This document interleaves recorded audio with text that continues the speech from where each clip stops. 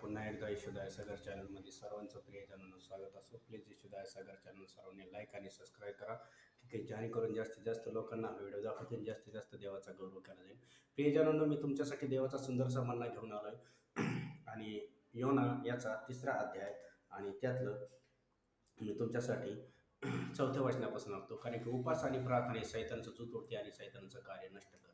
म्हणून उपास हा रोज केला पाहिजे आणि रोज नाही तर हप्त्यातून एक दिवस तरी देवाला पवित्र दिला पाहिजे. आपला पवित्र सप्ताहातला आज पाम संडे, आज झावळ्याचा रविवारी प्रियजनांनो. आज प्रभू येशू ख्रिस्त हे येरुशलेमेत आलेत आणि आज येरुशलेम ते 2000 वर्षापूर्वी आले होते. पण आज प्रभू येशू ख्रिस्त प्रियजनांनो तुमच्या हृदयात तुमच्या जीवनात यायला तयार आहेत. तुमच्याकडे यायला मागते, ते तुमच्या हृदयात यायला मागतात. पाम संडे म्हणजे काय? प्रभू येशूने येरुशलेमेत मत्ती शुभवर्तमानमध्ये सांगतात, येरुशलेममध्ये आले आणि त्यांचं स्वागत केलं. आणि 21 सांगतोय, येरुशलेमेत प्रभू येशूचा जय घोषाने स्वागत. कारण की प्रभू येशू 2000 वर्षापूर्वी प्रियजनांनो ते येरुशलेमेत आले होते आणि आज प्रभू येशू 2000 वर्षापूर्वीचा जो प्रभू येशू काल आज युगानुयुग एकसारखा तो कधी बदलत नाही. आज तो तुमच्या हृदयात तुमच्या घरात यायला मागतोय.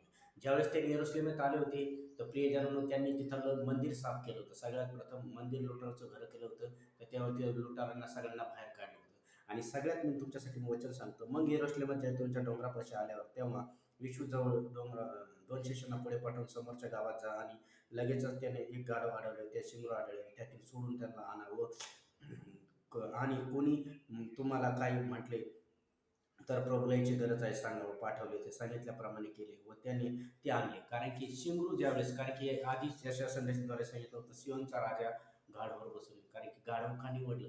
कारण की प्रियजनांनो गाढवाला सुरुवातीपासून सगळेच लोक नावं ठेवत होते, सगळेच लोक. पण ज्यावेळेस येशू तुमच्या जीवनात होता, आज तुम्हाला देखील नाव ठेवत असते, काय बायबल वाचतो, काय प्रार्थना करतो, काय तुझं आहे, तुला काय भेटतंय. पण ज्या गाढवाला कोणी विचारत नव्हतं, ज्या गाढवावर येशू आला त्यावेळेस त्या गाढवाचं जीवन उंच झालं.